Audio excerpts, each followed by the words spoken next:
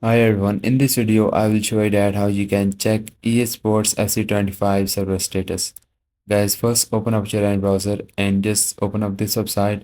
This website link I give you in the description box, so just open up the description and just click on the link and just open up this website. Now here you are able to see the EA game server status, and if you are cannot connect to a EA game, check if the server are down here. We update this page as quickly as possible when a server goes down, but there might be delays for real-time updates. So if you want to see the server is down or not, just scroll down. Here you will see the services, the server status.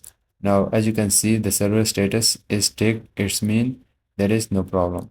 Now just scroll down, you'll see the game. Just look for the EA Sports FC25 game, and in the front of it you are able to see its server status. Now as you can see, it is ticked and there is no problem in this game server status. And guys, if you find this video helpful, so please like it, and this is how you can check this game server status. So bye bye and take care.